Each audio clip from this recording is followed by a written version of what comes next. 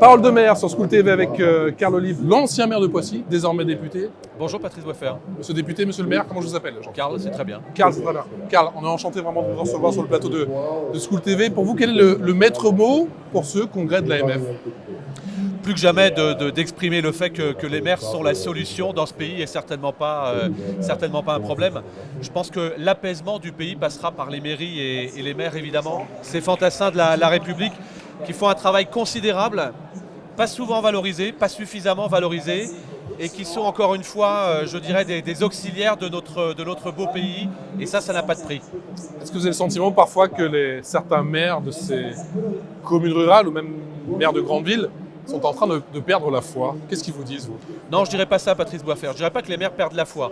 Les maires veulent simplement avoir un juste retour de la vocation qui est la leur, de cette foi puissance 1000 qui est la leur. Vous le savez, vous connaissez la vie des maires, on est toujours à la première personne du pluriel, jamais à la première personne du singulier. Et c'est cela. Et peut-être un peu plus de confiance encore, même si je constate, et aujourd'hui c'est le député qui vous parle, que les choses vont dans un sens qui est un sens plus proche des aspirations, à la fois des maires, Ouais. mais aussi de celles et ceux avec qui ils sont en prise directe sur la réalité du quotidien, c'est-à-dire les administrés, donc les Français. L'école, ça a toujours été un pilier de la République, bien évidemment, un pilier du développement, un pilier de notre nation. Est-ce que l'école, aujourd'hui, a une dimension encore plus importante? Oui, Patrice, l'école elle a une dimension plus importante, d'abord par rapport au message de citoyenneté qu'on doit forcément avoir.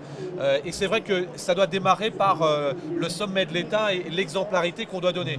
C'est le député qui vous parle et je constate, alors je suis un jeune député, mais je constate que parfois dans l'hémicycle, on n'est pas suffisamment exemplaire par rapport à la caisse de résonance qu'on peut renvoyer sur le terrain et donc renvoyer aux écoles.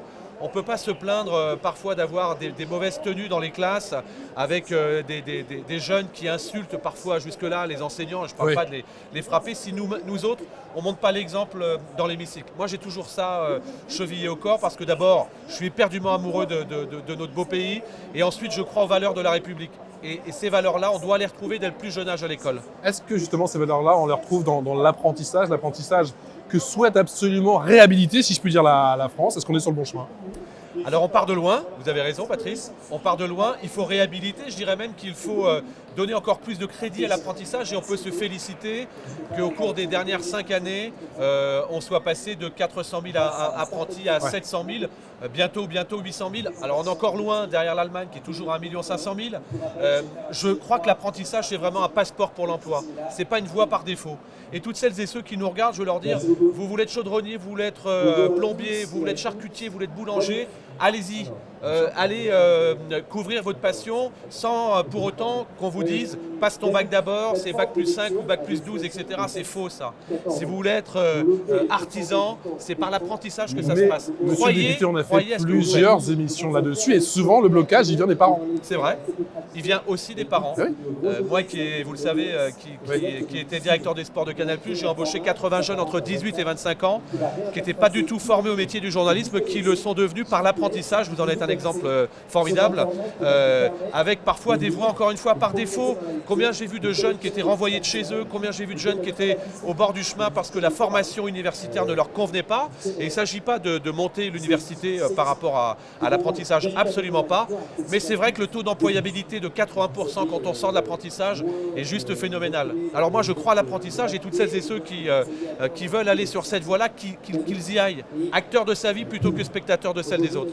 La question, est-ce que le gouvernement est à la hauteur des enjeux concernant l'éducation, concernant l'école? Oui, on part de loin, il faut quand même le dire, et ça fait une vingtaine d'années qu'on le dit, mais je crois que des initiatives concrètes entraînent des réponses concrètes. Celle de l'apprentissage en est une, celle des budgets bien plus importants, notamment sur la professionnalisation, l'enseignement supérieur, en sont d'autres aussi.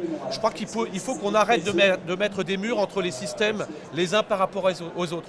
Créons des passerelles. Samedi, j'étais à un campus à Versailles, campus Versailles, où justement, il y avait notamment des forums sur de la forêt au salon, avec la mise en exergue de tout ce qui concerne l'apprentissage et les lycées professionnels. Ça, c'est formidable. Il faut continuer à le faire.